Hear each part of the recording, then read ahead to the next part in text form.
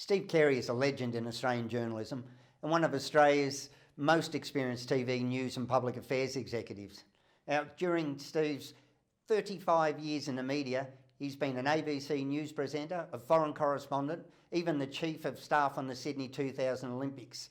He's also been the supervising producer of Today Tonight and the director of news for Channel 7. And now Steve runs a highly successful media training and public affairs consultancy called Newsflash Media. Steve joins the Informer regularly every month to talk about all things in the government. And today with Steve, we're going to discuss a wide range of things, from the police patrolling playgrounds through to the civil unrest. So, Steve, welcome to the Informer. Good on you. Thanks for having me. After that intro, I'm not sure I can live up to it, but I'll do my best. Let me talk you through it, Steve. I'll calm your nerves. Okay, so the uprising with the civil unrest, the police patrolling playgrounds, where have we gone wrong? I don't know necessarily that we've gone wrong. I think that's more a perceptional thing that we've overreached, that the government's now overreached. I mean, as we sit here today, just think about this. Victorians have been in lockdown now a total, and various lockdowns. We're celebrating 200 days of hard lockdown. And as you and I sit here and talk today, we've got playgrounds shut, we've got police patrols, we've got curfews, we've got isolation, we've got some of the harshest lockdown laws in the world reinstated. And this is after 200 days and our sixth lockdown. And what you can bet your bottom dollar is the meme going around, and the joke is, only 2 more lockdowns to Christmas. So I'm not sure that we've got it wrong. Clearly, part of the strategy has got it wrong. The government has a view that locking down is the best way to contain and beat COVID. Now, that worked in the past. That was before the Delta variant, of course. So what we're seeing at the moment is, and I think the civil unrest aspect comes from, people are getting sick and tired of the what I'd call lockdown culture. And they're struggling with it. And I'm struggling with it. 6 lockdowns in, and now we've got curfews back. I mean, we've got 5K limits. All of those things that are incumbent and that come with that mean that the quality of life that we enjoyed pre-COVID is absolutely gone and dusted. So the government seems very good at controlling the narrative, and there doesn't seem to be any real alternative put forward. Why do you think that is?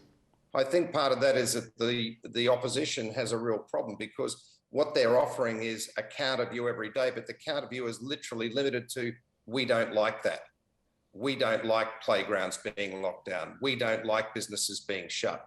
I think part of the opposition's problem is during times of crisis, and you see it during times of war, you see it also after major events such as 9/11, heaven forbid, everybody wants that surety of leadership. So it's easier sometimes just to say, okay, the government's doing what it does, we feel reasonably secure. Part of the opposition's problem I see is twofold. One, they're just always a counter voice, but they're not offering anything deeper than that. There's no, okay, we want to be out of lockdown, we want businesses to open. How do we achieve that? How do we do anything different or better? Where's the plan? Where's the policy that's coming with that? That's one thing. I noticed, and I said to a friend the other day, that the other thing with Michael O'Brien, I notice a lot in Victoria, we're talking for those of you who are watching the Informer, Michael O'Brien, the local opposition leader, doesn't tend to get too often from behind the Liberal Party banner. It's always behind him. And my view would be, as a media trainer and media commentator, I want to see him out and part of that community. I noticed last night on 9 News, he actually did do that. He went out and he was in a playground. And it just means that you look like you understand what's happening, rather than being a suit standing in front of a Liberal Party placard. But part of their problem, I honestly think, is that there's a paucity of real solid policy that will help lead us out of and offer an alternative, while the government is continually using things like lockdown and severe lockdown to try and navigate us out of this mess. Oh, that's a great perspective and really resonates with myself, Steve. But that's coming at it from a media advisor to the opposition. What would you be saying if you were still running 7 News to your reporters with their questions and their point to make? Well, that's an excellent question. And part of the problem is, and I actually still talk to quite a few of the reporters, not crying bleeding hard about being a reporter. Reporting during times like this can be a tough job. But a very good friend of mine has actually just left journalism after a stellar career, a couple of decades. He's actually gone out into the private sector, and I called him last week and I said, why did you make this decision? And he said he was just sick and tired of the torrent of abuse that used to flow from every single press conference with the government. If he asked a counter question, he just got absolutely smashed on Twitter and other social media. So, you know, we're all human. Reporters have a job to do. And I think part of the media's role clearly is to ask those hard questions, but ask it in a way where we're not necessarily inflaming or causing more grief or sensationalizing it. You don't need to sensationalize a story like COVID or Delta or seeing the numbers that are coming out. So if I was still running news, I'd be saying to our reporters, ask the hard questions, we report the hard questions, try and look after yourself, because now that we've got this other beast called social media, and because a lot of the conferences are played live, everybody's getting and becoming an instant expert on what is the nuance or whatever of that media cycle. It's a very, very hard thing to pick the main part out of a 1 hour press conference. And, you know, to put it into a 1 or 2 minute news story adds another layer of complexity. What I would say too, Michael, about the government is that there's a lot of spin. There's a lot of spin coming out at the moment. Last night we had a leak saying, or not a leak, but it was leaked to the Herald Sun that there would be far more than 40 cases today. But there was no context around it. Do we know if most of those cases were part of the Al Taqwa pre-testing regime of 13 that's now coming through, and they are all self-isolating? Are the figures as bad as it perceived to be? So what we don't want to do in the media's role is not to add fire to the flame and sort of create this vortex of panic. What we've got to do is question, why are those figures being presented last night when this government, right the way through, has been very tight on holding those figures? So I see that as part of a PR spin campaign, potentially. I got nothing to back that up apart from just my view of media. The part of that campaign now is to soften people. Okay, we've got 40, but then when the figures actually come out, it might be 50, who knows? But how many of those are actually active in the community? That's the thing that's important, not the overall number. Yeah, it definitely seems it's being used to reinforce the narrative. How do we control the media?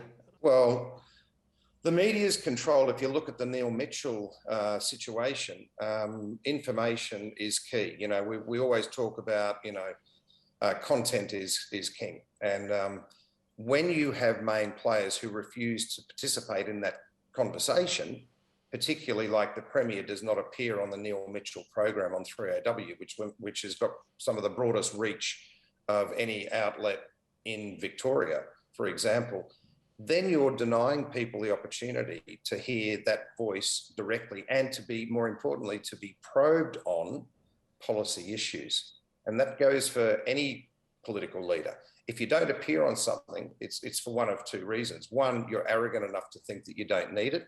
Secondly, and usually more obviously, it means you don't want to be tested on your policy. You don't want to be prosecuted on air in a live situation where people can actually see beneath the policy and actually what is driving that. Yeah, the Premier's renowned for having his tribe of media advisors. I think he's got some of the largest media advisors ever for a state Premier. How do we counteract that and get the information that we need as media, Steve? Oh, I think that's obvious. You just have to knuckle down and try and do your best. I mean, there's no magic wand that you can wave all of a sudden and say, hey, we're going to pull back every single cover. That's a nonsense. I mean, there's a lot that goes on behind the scenes that we would not know about. I'd love to say as a former news director that we would get, you know, everything. These things bubble along and then they do eventually come up. Usually in the cycle, they'll come up. It's either a day, a week, a month, whatever. But at the moment, it's particularly difficult because you've got such a long rolling story. And I've noticed that some of the stories coming out of New South Wales at the moment, that's in a horrific situation. And remember, let's go back, wind the clock back a year. Victoria was in that similar situation where we're getting very high case numbers every day. The difficulty in New South Wales is we're seeing some of the stories coming across from New South Wales that I go, oh, that was us a year ago. And the journos in New South Wales are now covering and looking for angles that we've done a year ago. So what I'm saying is, in Victoria, we're a year down the track. So how do you then find and keep renewing and keep the energy going to cover what is essentially, it's like being in a war zone in some ways, not using that as an inflammatory language, but it's like being in a situation that doesn't stop and it rolls on. And this has rolled on now for 18 months or so. We thought, who would have thought we'd still be sitting here talking about COVID? I honestly thought that come Christmas, this Christmas just gone, I thought, oh, well, we'll have it all under control. That'll be something we'll look back on and go, oh, well, wasn't that an interesting time? But here we're still talking about it, and the situation hasn't changed much. In fact, it's become a little bit more, worrisome when you look at the Delta variant.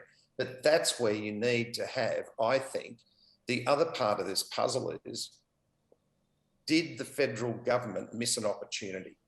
Now, everybody would say probably yes, but there was a great saying when I was running news: everyone can be a full-time quarterback. That means if you get it right, everybody loves you. You get it wrong, everybody says, oh, I wouldn't have done that. You look at the federal government and you wonder, or I wonder, if winding back the clock earlier when border shutdowns and that were coming, did the government miss an opportunity? And you'd have to say they probably did, because we've got this fractious now situation where states and premiers have the ultimate power to open and shut borders. It's a very hard way to live, and it's an impossible way to run an economy. Well, great. Thanks so much for your insights and all your experience, Steve. I really appreciate it. It was an interesting chat. One last final thing before we go. How should people discern their media, whether they're being sold, spun, or whether they're actually getting some unbiased reporting? Look, I've said this and I'll say it again. Anyone that runs a news program and says it's all things to all people is a fool.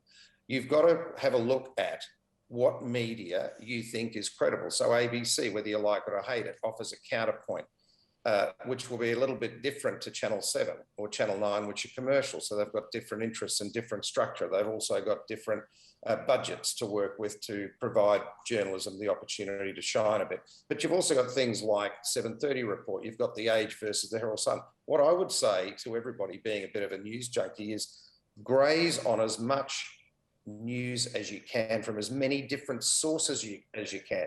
Don't be led down the rabbit warren of, and too many people do this. That resonates with me. So the only thing I'm going to watch and read is that. Try and challenge yourself a little bit to look at things that are counter view and provide a counterpoint, so that you're challenged, and then you can literally say, I've got all the information and I can make a good informed decision. I'll just leave you with this. There's a great meme going around, and it's these two little people standing in hell. And the devil is saying to this professor, welcome to hell, professor, meet Tony. He's read something on the internet and he's going to lecture you about it for the rest of eternity. And that's the problem. We're all instant experts. Great way to finish, Steve. Thanks so much. That was Steve Carey, news media icon. Thanks again, Steve. Take care.